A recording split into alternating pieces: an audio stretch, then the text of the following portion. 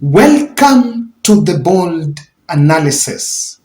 There is a trending story for your perusal that military dominance in public service is emerging as the latest headache for the new administration. But the question is, how did we get here? Why do you think Uhuru Kenyatta decided to go after the men in uniform? And I'll explain to you. After what was emerging as a fallout, and it was a fallout that Uhuru realized he was leaving office without a tangible legacy. Because of that fallout, the public service engine was already loaded with political rhetoric.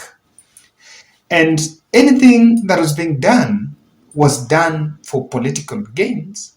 Whether there was money meant for a project, a road construction, or a project somewhere, the machines will be rushed to those places for photos to be taken, for exclusive campaign messages, even though they were not really documented in the annual development plans. And so, after that, we saw a very sharp fallout when William Ruto decided to make a conscious decision to walk out, or rather to abstain from the government of the day. I can tell you that Uhuru Kenyatta remained a lonely man. And that is why my good friend Jackie will tell you that a relationship between Uhuru and Raila was that of a father and a son. As someone says, my son, you are going through this, I need to come through. But then many people have been asking, what really kept the handshake afloat for the 4 years? It is because Uhuru Kenyatta only had Raila to cling on. The people that were around had realized that they were chatting 2022 elections and they had nothing to do with what Uhuru wanted to achieve, because failure of Uhuru Kenyatta was going to be, people around him wanted to engineer the failure so that they could mount 2022 elections campaigns on the failure after walking out. So even after walking out, rather abstaining from government, there was a well orchestrated plan to make sure that Uhuru and Raila being pushed in the same corner under the handshake, and it fails. That is why to date, you will listen to Rigathi Gachagua taking a direct swipe at what was a handshake government. Because in the last election, the messaging was framed on mounting an election campaign messages against what Uhuru had done. So Uhuru was a president who in his last days remained an orphan. And what he did, he went for the men in uniform. And that is why after Sonko, altercation with Sonko and Sonko left, he brought in General Bade.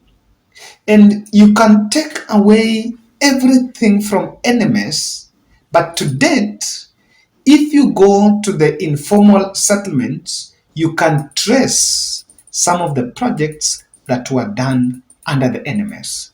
I cannot list everything, but we all in this country must agree that construction of the primary level hospitals under the community approach model was a milestone in universal health coverage. And that is something that was done. So when he picked them, he decided to have them in different government sectors, because also one of the challenges was rampant corruption. And you remember former President Uhuru Kenyatta saying that this country was losing nearly 2 billion per day. You know, that's a statement that was highly ridiculed. But now With the new administration, things are changing, and he is actually reversing what was a short-term intervention by former President Uhuru Kenyatta. Three incidences that the three areas that have extensively been reported. Apart from that, there was that of NMS, where General Badi actually had made up his decision earlier that the KICC based offices were going to be reverted back to City Hall. And there was a very smooth transition on that. Then, Kenya Meat Commission, which got to its footage after former President Uhuru Kenyatta decided to hand it over to the military to run it. They actually ran it to a point when Uhuru was leaving, that Kenya Meat Commission was actually making a profit. Even though that was an institution, or that was a commission that had been set there, that was just a cash cow. But now, as when Uhuru was leaving, it was one of the commissions that was making huge profits. So Mithika Linturi gave orders that announced reversal that had placed Kenya Meat Commission under KDF. They still have input, just logistical supports on how it is being run, but it is not fully under the KDF. On Tuesday, December 6th, the government sent Kenya Wildlife Service boss John Migui Waweru on a compulsory leave. Waweru was a former high-ranking military man who was appointed by former President Uhuru Kenyatta in 2019, a move that sparked controversy, why the president was actually taking people from the uniformed forces to come over to help him achieve his legacy. So, the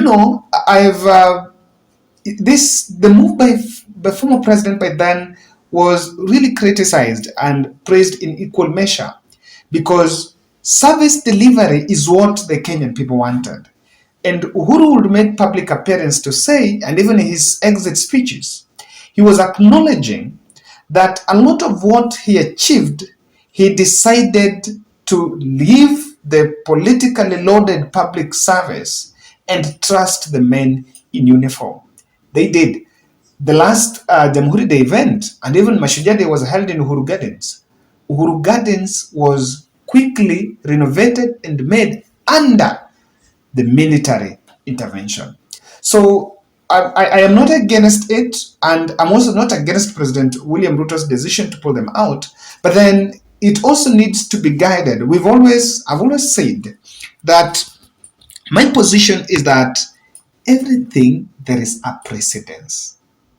And when we don't appreciate precedence, we may really land in very new challenges that might emerge. The big challenge by then is that there was that corruption. No one really is interested. There is political stance, and people are just now repositioning that it's not a must. I want also to buy.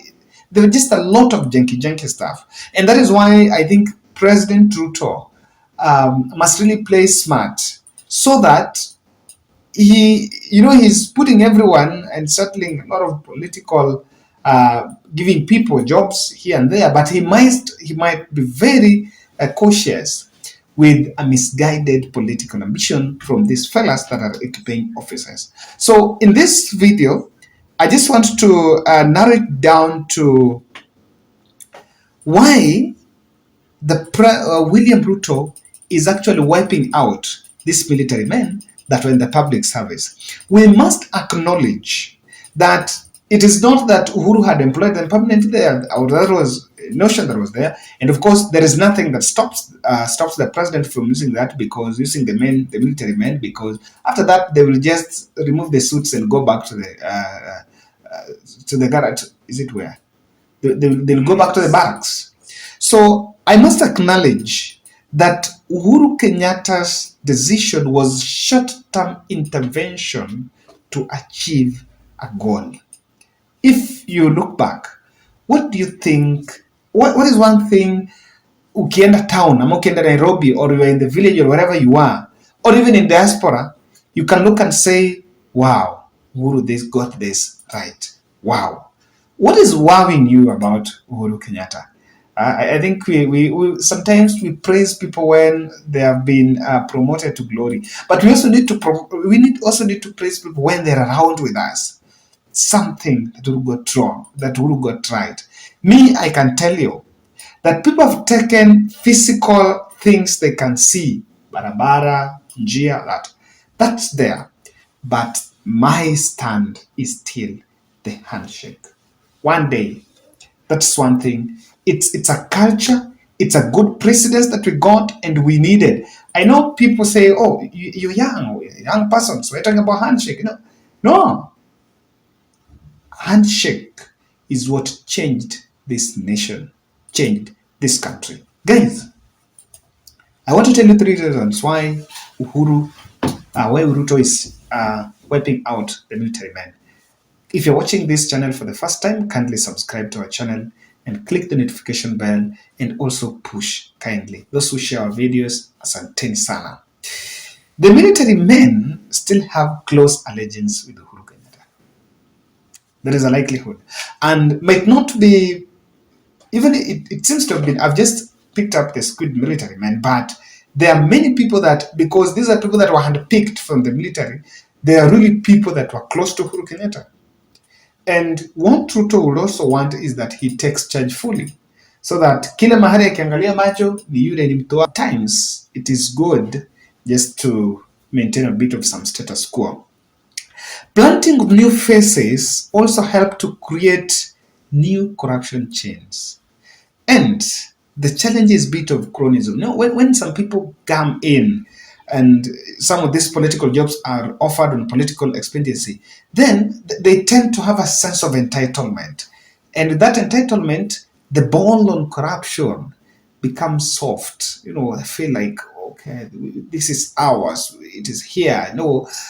Then you realize that at the end of the day, you cannot achieve your legacy because you have a very soft workforce that is entitled. Let's meet tomorrow.